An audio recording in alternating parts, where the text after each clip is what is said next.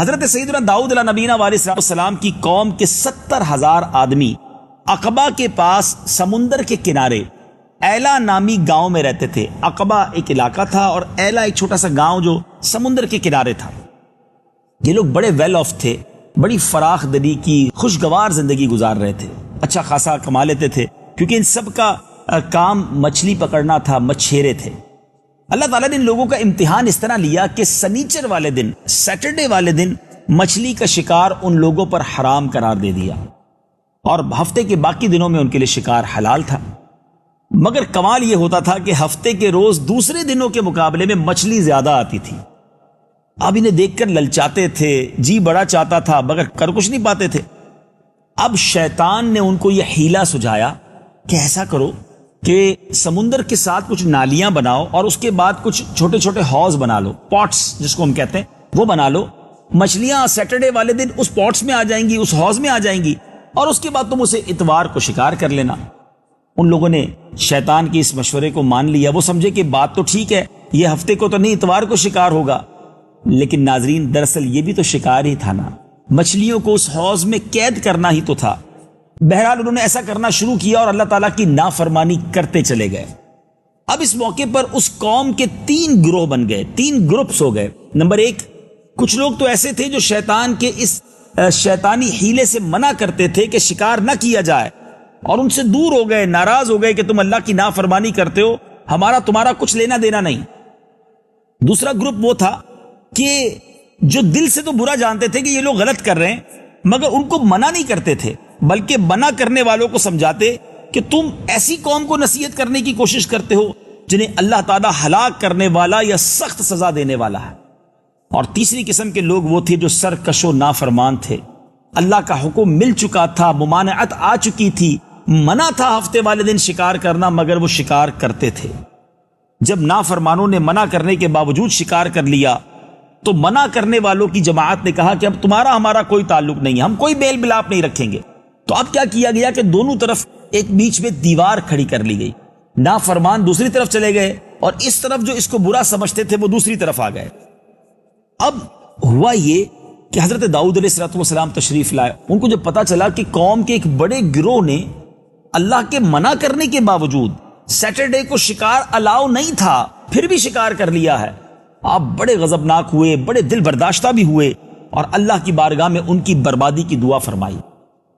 اب ہوا کیا ناظرین, قرآن کیا کہتا ہے؟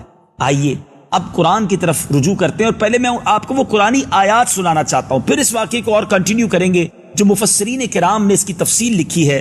چنانچہ پہلے سورہ بقرہ میں اللہ تبارک و تعالیٰ نے آیت نمبر 65 میں اجمالی طور پر اس کا بیان فرمایا, اور تفصیلی بیان پارہ نمبر 9 سورہ اعراف آیت نمبر 163 تا 166, ان 4 آیتوں میں اس کا تذکرہ ہوا.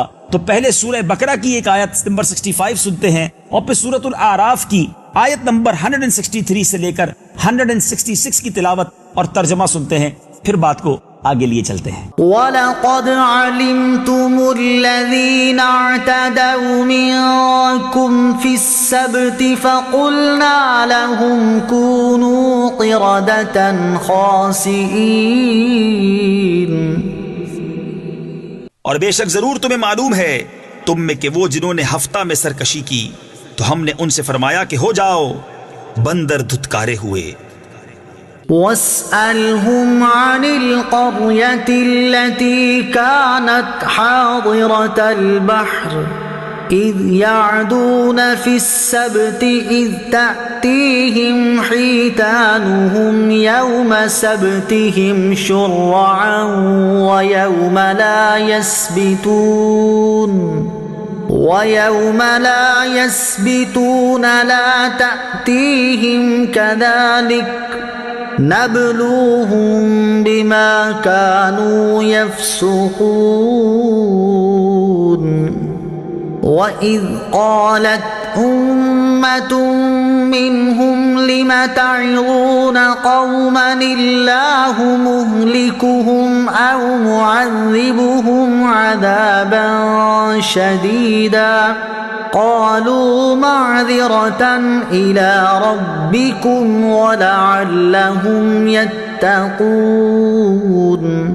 فلما نسوا ما ذكروا به أنجينا الذين ينهون عن السوء وأخذنا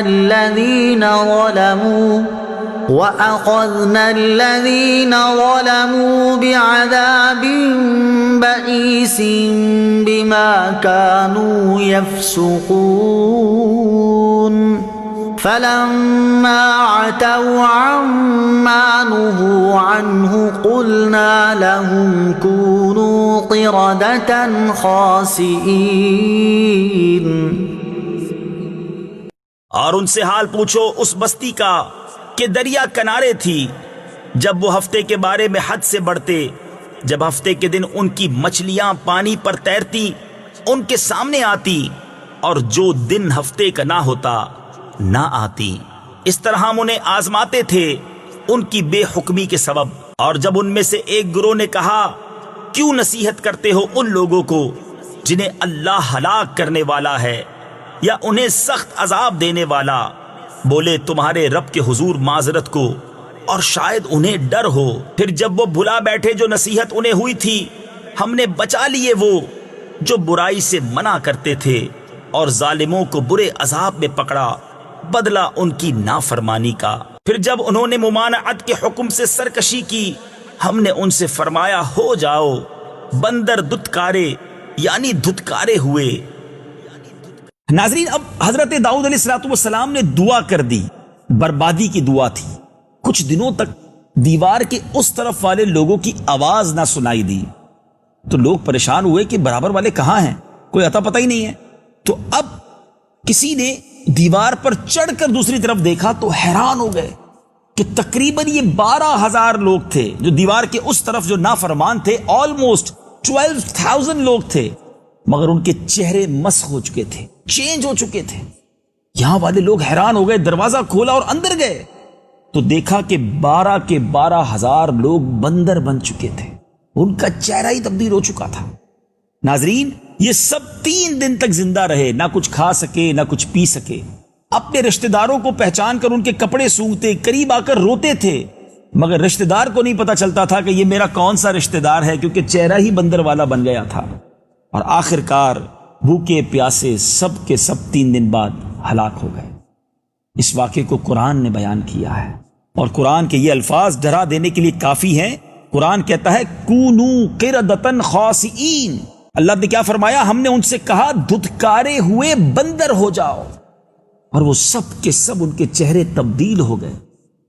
بظاہر تو یہ ایک بڑی شارٹ سی سٹوری ہے، بڑا چھوٹا سا واقعہ ہے، مگر ناظرین اس میں پیغام کتنا بڑا ہے، اس میں میسج کتنا بڑا ہے. اس قوم نے کیا کیا تھا بتائیے نا. اس قوم نے اللہ کے ایک فرمان کو نہیں مانا. ایک دن شکار کرنا منع تھا، اس قوم نے شکار کر لیا.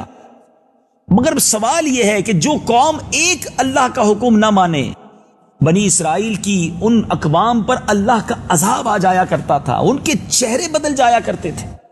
مگر آج میں اور آپ سوچیں کہ ہم کتنی نافرمانیاں کرتے ہیں.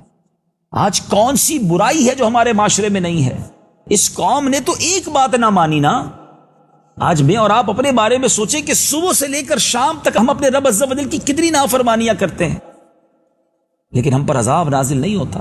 کسی قوم نے بدکاری کی تو عذاب نازل ہو گیا، کسی قوم نے لڑکوں کے ساتھ برے کام کیے تو عذاب نازل ہو گیا، کسی قوم نے سامان کو کم تولنا شروع کیا، ناپ تول میں کمی کی، عذاب نازل ہو گیا. مگر آج تو ساری کام ہماری قوم کر رہی ہے نا. ذرا سوچئے ناظرین، یہ ٹھیک ہے آج نبی پاک علیہ الصلوۃ والسلام کی مہربانی کی وجہ سے، پیارے آقا علیہ الصلوۃ والسلام کے ہم امتی ہیں، وہ رحمت للعالمین ہیں صلی اللہ تعالی علیہ وسلم، ان کا کرم ہے کہ اللہ کی طرف سے ہم پر عذاب نازل نہیں ہو رہا. مگر دیر از اے ڈے، ایک دن تو آنا ہے نا جب اپنی کرنی کا پھل بھگتنا ہے، اللہ کی بارگاہ میں جواب دینا ہے.